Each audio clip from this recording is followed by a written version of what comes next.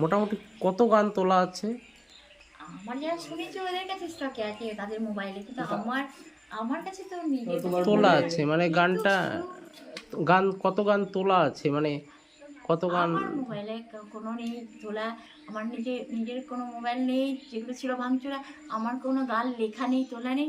কিন্তু যখনই গানের বিষয়ে আলোচনা করা হয় তখন আমার মনের মধ্যে অটোমেটিক গানগুলো মনে হয়ে যায়।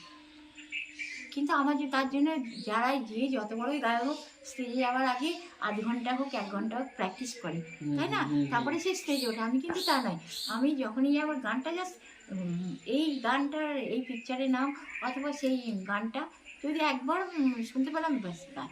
মানে আমার এই জন্য রিডিং করতে হয় না, মুখস্থ করতে হয় না, এরকম। কিন্তু এখন এই গানটা হঠাৎ করে আমার অতটুকুই গাইলাম।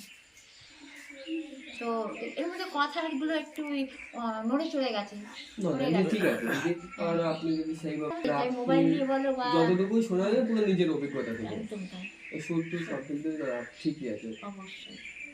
আর ওই যে বাংলাদেশ থেকে যে ছেলেটা এসেছিল, সেই হিরো আলম বলেছিল তার নাম। না হিরো আলম না, ওই যে লম্বা করে যে ছেলেটা, কি যেন নাম, এই ভাষণ স্বপ্ন নাকি হ্যাঁ মাহাবুর হোসেন শাবনূর না কি যেন, না, যাই হোক ওইরকম একটা কিছু। ওই ছেলেটা, অনেকে আসে, ওই ছেলেটা কি কোনোদিন কোনো টাকা পয়সা কিছু দিয়েছিল? না না আপনাকে তো সব ফুলের মালা টালা দিয়ে তো না, অবশ্য একবার বাংলাদেশ থেকে এসেছিল, তখন ওই 500 টাকা দিয়েছিল। সে বছর নেই, সেই সময় নেই, সেই দিনও নেই। আর হিরো আলম কোনো টাকা পয়সা দিয়েছিল? হ্যাঁ, কলকাতায় নিয়ে তোমাকে গান আরে লেগেছিল। না না না, ওটা আমাকে গানটা অ্যাকচুয়ালি শেখাচ্ছিল দেব। দেব আমার কানেতে ইয়ারফোন ছিল, মানে সেটা দিয়ে আমি শুনছিলাম। আর দেব যে গানটা গাইছিল, এই গানটা এরম গিয়েছিল দেব। এই গানটা শেখাচ্ছিল যে আহ, আহ, যেমন তুমি যে নাচি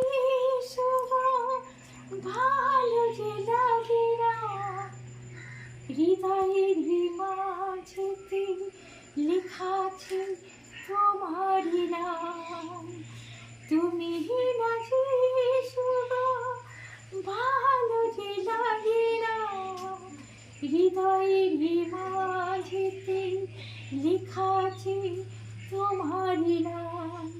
ও খুদা জানে কত ভালোবাসি, ও খুদা জানে কত ভালোবাসি, তাই তো বারে বার তোমার ফোন ডাকি। তুমি নাচি ভালো যে লাগে না, হৃদয়ের মাঝেতে লেখা আছে তোমারই নাম। আজকেই জানি, বাকি কথা মনে নেই।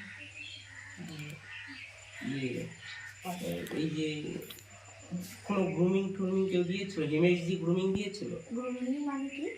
গ্রুমিং মানে যে গানটা করবে সেই গানটা আরো মডিফাই করা, মানে সুরে লাগানো। আচ্ছা, অ্যাডভাইস বলা যায় কি? অ্যাডভাইস, পরামর্শ করতে পারে। না না, মানে এই একটা গান তো তেরি মেরি, গানটা অবশ্যই আমাকে রেশমা শিখিয়েছে না। এর যে 2019-এর গান, এর যে ব্যাকরণ পার্ট গুলো যেখানে যা টোটালি উনি শিখিয়েছে। রাগিনী গুলো, তার মনে হয় গান। এরকম বিভিন্ন যে গানগুলো আছে হ্যাঁ, এগুলোকে মডিফাই করাকেই গ্রুমিং বলা হয়। এই গ্রুমিংটা কি অন্য কোনো টিচার, অন্য কোনো অনেক গুণী মানুষ না না না, গানটা তো উনিই শিখেছে।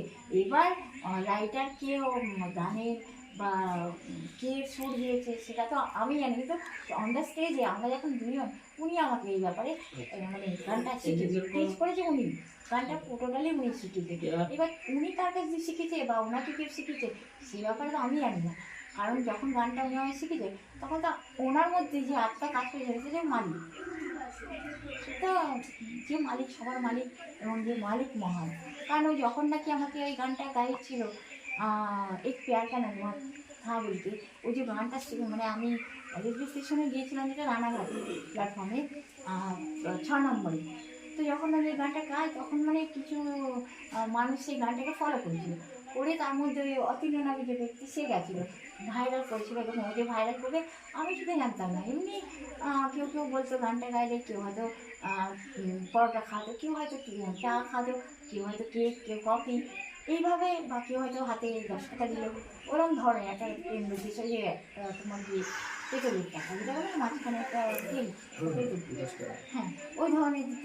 তো আবার কেউ হয়তো 2 টাকা দিত, কিন্তু ওই ওরকম একটা পরিস্থিতি ছিল তখন, গাইলে ওরকম না।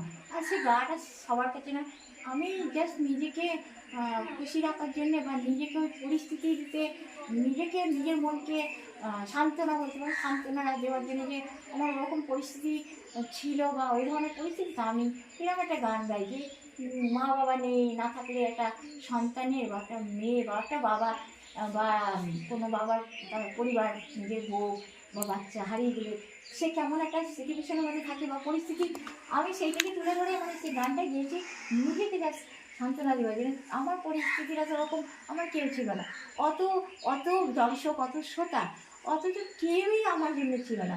রেলওয়ে স্টেশনে অত যাত্রী আসতো, যেত, প্রত্যেকে নামতো, যে যার গন্তব্যস্থানে চলে যেত, আমি কিন্তু যে একা, সেই একাই থাকতাম।